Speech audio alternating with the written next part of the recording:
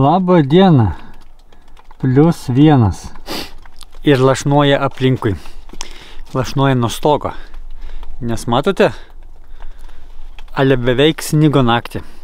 Beveik tai reiškia tokia šlapdriba balta nukrito ir dabar tirpsta visur. Tai va tokia ypatinga žiema yra šiais metais. Minus kokie 7 yra buvę šią žiemą, bet tada manęs nebuvo Lietuvoj. Tai va tokia ir žiema, kelios dienos -7. O kur yra tos 2 savaitės su -15? Gal nebus? Įdomi žiema. Ką šiandieną mes veiksime? Ogi veiksime daug skirtingų mažų darbelių. Nu, gal pusiau mažų, kai kurie labai maži. Tai vienas iš darbelių yra va šitos kojas, kur yra šičia subetonuotas. Tai mums pagal naujus planus trūksta vienos čia. Tai tam reikalui reikia nusipjauti. Va, metalo yra likusio. Tai reikės nusipjauti metrą. Biški galbūt apsišlifuoti galus. Ir tada jau vešiu namo, nes ten yra staklės, išgrėšiu skyles ir nudažysiu. O kadangi dažysiu šitą, tai nusiėmiau spyną, kurią irgi nudažyti reikia, visą komplektą. Ir dar rankenėlę nuo grąžimo staklių, kuri namuose jau pritvirtinta, irgi nudažysim. Tai va čia yra kaip ir vienas darbas. Kitas darbas yra čia. Nusipirko Saulius ratukų, nes žmona suprato, kad jos vyras gali visokių nesąmonių primontuoti. Tai jinai užsakė po tokiom bananiniam dėžėm kaip šitą. Kadangi pas mus namuose dažnai tų bananinių dėžių yra ir jos būna tenai su visokiais tenai maistais, pavyzdžiui virtuviai, nes mes gaunam iš maisto banko maistą. Ir va tokią dėžę, kad uždėti ant ratukų, kelios jos susideda. Ir jeigu jinai trukdo, kad jinai galėtų važiuoti į šoną, kad galim būtų prieiti, nes virtuvėje mažai vietos. Tai reikia padaryti 2 vežimėlius tokiom dėžėm. Dėl to Saulius vakar nusipirko vienam vežimėliui 4 ratukus ir kitam 4. Ir manau, kad naudosiu va tokį dalyką labai senai nupirktą ir galbūt net nenaudota. Tam, kad iš to vežimėlio viršaus neišlystų varžtai. O vežimėliui naudosime va tas lentas nuo senų spintelių. Jos kaip tik yra va 40 cm taip, kaip bananų dėžė, ir 50 taip mes nupjausim. Ir va tokias po vieną lentą į vieną vežimėlį. Va šitas truputį ilgesnis projektas. Ir trečias projektas yra, aš vakar buvau atvažiavęs šičia, bet nieko nefilmavau, nes tvarkiausi. Visą laiką tvarkiausi. Labai daug senų visokių daiktų ištraukiau, pažiūrėjau, ar reikalingi, suskirščiau, kur dėti.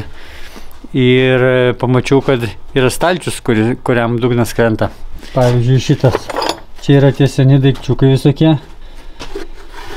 Nežinau, kokia buvo paskirtis. Kažkur aš tokia esu matęs, bet nepamenu kur.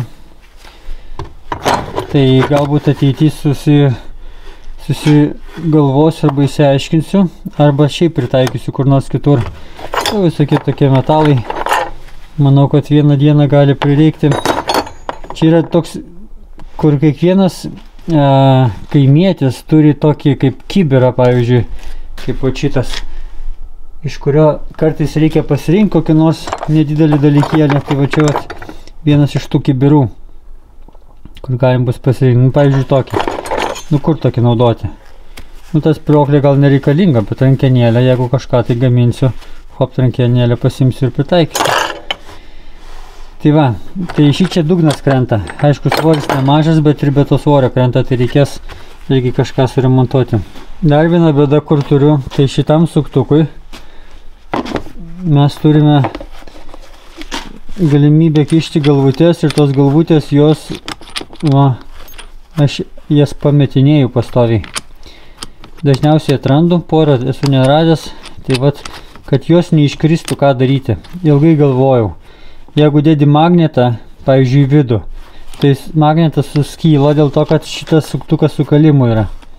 Jeigu ant viršaus dedi magnetą, jis toks didelis musikuojasi ir irgi jisai bando pabėgti. Tai vat galvoju, galbūt reikėtų man pasimti karštų klijų, į vidų įdėti tų klijų ir su šito biškį tenai juos pamurdyti ir galbūt tenai taps, tarkim, purvina viduj nuo tų klijų ir tada šitas nebebus taip laisvai. Va tokį eksperimentą padarysiu. Jei nesigaus, galvosim kitką. Tie karšti klijai patekę, prisilietę prie šito metalo, akimirksniu sustingsta ir neprilimpa. Nes tas metalas turbūt labai šaltas yra, aš taip supratau. Vien žodžiu, nepaėja vairis, reikės kažką kitą galvoti. Einam tada prie šito. Čia yra likutis 2 metrai su trupučiu, tai mes metrą nusipjausim.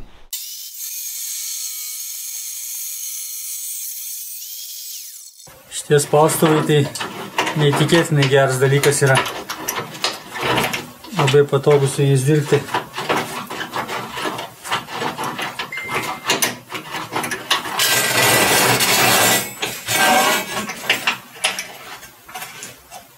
Prisitvirtini ir все, ir gali šlifuoti.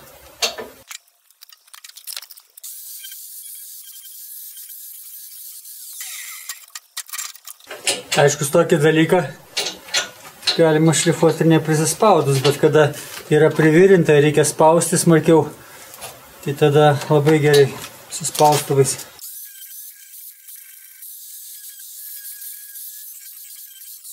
Nu, dar vieną darbelį padarėm, galim iš karto pasidėti mašiną. Važiuosi į Klaipėdą į gręžimo cechą ir į dažymo. O dabar persikeliam į mano dažymo cechą. Visų pirma, gręžimo cechas bus. Štai man reikia išsigręžti tokį, žinot ką, aiškus, ką tik pjoviau. Ir čia esu pasidaręs tokį šabloną medinį. Tai man reikia išgręžti to trikampio 2 skylės čia ir 2 skylės čia. Tik tai šitam gale. Ir dabar aš ką darau su to šablonu, jis paimu, va tai va, prisispaudžia. Ir aš gręžiu čia skylę ir čia. Paskui aš jį paimu taip hopt. Ir tada gręžiu skylę kas antrą. Jeigu čia buvo šitą ir šitą, tai dabar gręžiu šitą ir šitą. Ir gausis man, kad čia 2 varžtai, o tenai čia 2 varžtai. Ir kada aš juos suksiu, jie vienas į kitą neatsirems. Tai va. Ir čia yra mano gręžimo staklis. Labai geras dalykas. Nu, dažnai nepakeičiamas dalykas. Jo. Tie spaustuvai, kur pas mane ant suvirintojo stalo, tai jie turėtų būti čia pagal viską.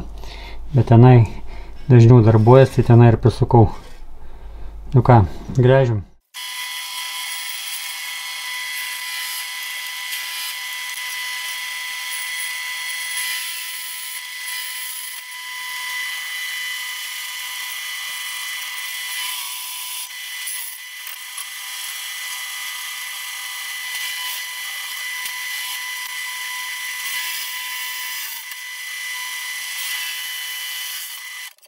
Nu, va, tokiu būdu buvo išgręžta 40 tokių kojų jau su šito šablonu.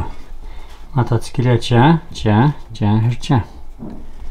Ir viskas labai paprasta. Jeigu reikėtų su suktuku gręžti, tai būtų ir kreivai, ir važinėtus jisai, ir ilgiau. Vienu žodžiu, gręžimo staklis yra gerai. Dabar lieka nusivalyti nuo visokiausių tepalų ir riebalų. Ir tada dažysim. Blizga. Gražiai blizga. Juodai nudažyta. Šitas irgi nudažytas juodai. Vieną kartą dažau.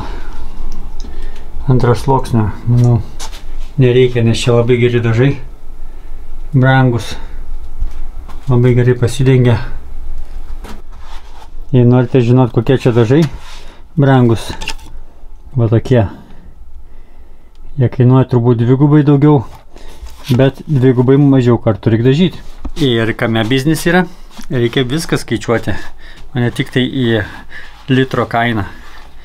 Bet ir kiek sluoksnių ir kaip pasidengia ir apskritai, ar atsilupinėja paskui ir kiek ilgai laiko. Nes aš turėjau tokius dažus, kur paskui reikia šveisti vėl ir vėl dažyti ir vaji, koksai vargas. O čia nudažiai ir aš nežinau kiek laiko, bet jį turiu ilgai laikys. Ir matosi kokybė jų kita. Gerai. Nudažyta reiškia atlikta. O jūs kai atsikeliat ryte, ar turite planą dienai, ja?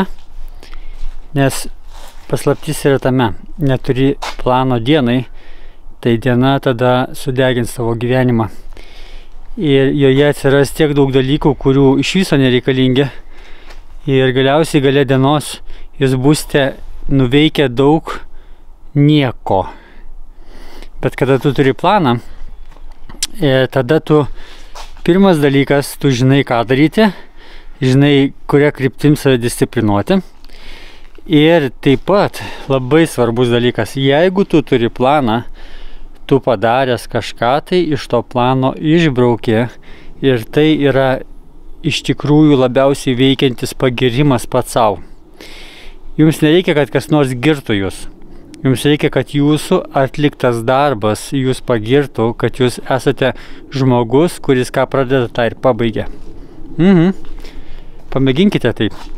Nes jeigu tu neturi plano, tu daug ką pradėsi ir nepabaigsi ir nešios tave į šonus ir tada, kada tu neužbaigi, savivertė krenta. Nes neužbaigtų darbų daugėja gyvenime. O jeigu jų daugėja, tai ir sąvartynas gyvenime didėja. Taigi šiandieną aš turėjau planą, nors ir tai yra iš daug mažų darbelių, bet aš juos išbraukinėjau. Padaryta. Ir sekantis, ką mes dabar darome, reikia nusipjauti lentas ir daryti vežimėlį. Čia vat vienas pjūvis bus, o čia bus du pjūviai, nes tų skelių man nereikia. Tai pjausim čia ir pjausim čia. O paskui, pagal planą, kampukus reikės užsiapvalinti. Tam yra šitas įrankis. Ir tada reikės jau ratukus tvirtinti. Ir šitas projektas bus pabaigtas, o tada aš jį išbrauksiu. Ir kai išbrauksiu, sakysiu, va, Saulius, ką pradėjo, tą ir pabaigė.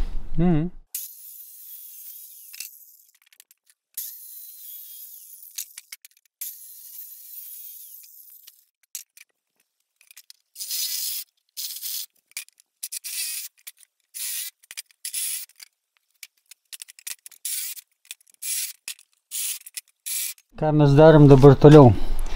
Pasiemam ratuką, maždaug šį čia reikia, kad būtų blogoji pusė, o čia kur skilių visokių. Ir maždaug nuo krašto gal porą centimetrų, iš akies. Čia daug kas iš akies yra daroma dabar. Ir pasiemu grąžtą, kuris yra 5 mm storio, nes mes turime varžtus 5 storio. Ir aš prasigrėžiu skylę, tada šitą varžtą hopt tą skylę ir tada grėžiu kitą skylę pasukęs ratelį, vėl varžtą ir tada labai tiksliai susigrėžiuosiu skylės. Tada iš kitos pusės tas išlindęs bus varžtas, aš įsuksiu vat šitą dalyką. Va tai vat, kad tie smaigaliai būtų į lentos pusę. Ir tada aš apversiu ir juos prikalsiu prie lentos. Ir tada jie bus kaip veržlė iš kitos pusės. Bet ta veržlė tokia kaip vidinė, mažai jau vietos užimanti. Tai va, pamatysite.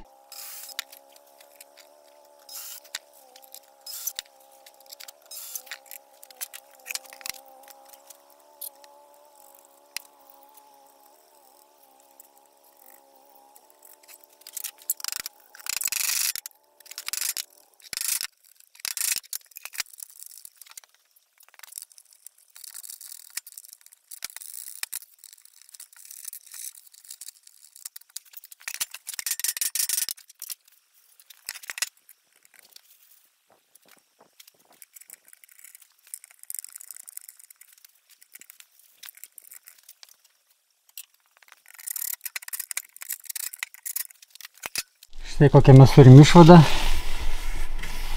Truputį gal milimetras su biškiu iškylė virš lentos, bet ne varžtai iškylė, o tas tik tai. Ja. Visų pirma, ką aš padariau, tai aš, kai įsigrėžiau skylės, įkišau ilgesnį varžtą, tam, kad šitas galėtų prisisukti. Truputį įkaliau, tam, kad jau įsispaustų pirmos tos skylutės tiem dantim. Tada ištraukiau ilgus varžtus, nuėmiau ratuką, pasidėjau tą ant tvirto pagrindo ir įkaliau smarkiai iki galo jau. Ir tada pritaikiau varžtus, kad neišlystų man. Ir jau prisukau jau originaliai. Taip liks visą laiką dabar. Ir taip man reikia dabar pakartoti dar 1, 2, 3 ir dar 4, 7 kartus. Kokią mes dabar turime rezultatą ant ratukų. Važiuoja į visas pusės, nes ratukai sukinėjasi visas pusės. Ir mes turim dar vieną tokį, kur jau yra dėžė uždėta su nedideliu. Ir va taip po namus galės važinėti. Va, viskas atlikta. Nu ir paskutinis darbelis. Tai šitas stalčių. Šitas dugnas nori ryt laukan. Tai koks tai paprastas sprendimas. Radau pagaliuką tikrą iš medienos. Ir va čia vat jį hopt. Išgręšiu va tai vat 3 skylės. Ir įsuksiu medvaržtį, kuris eis per va šitą fanierą ir per šitą eis. Ir aiškus per dugną turėtų laikyti. Va taip va. Grąžiau su 4 grąžtelių tai va, kryvai. Ir paskui įsukau medvaržtį, kuris yra 5 storio ir 50 ilgio. Šiaip šitie medvaržčiai iš Litagros labai geri. Nei vieno nesu nulaužęs. Tai va, gerai. Va čia, kadangi veržiau, tai traškinau, tai truputį šičia tas dangtelis nuėjo iš šono, bet jisai kaip kaimui labai gerai, netrukdo darinėjimuisi. Ir užtat bus labai stipru, dabar galėsiu akmenį čia laikyti. Nu ką, šiandieną tiek. Buvo daug visko ir po biškį. Maži projektukai per dieną, kiek čia net nesuskaičiuoju, 3-4. Gerai, susitiksim kitam video. Ate.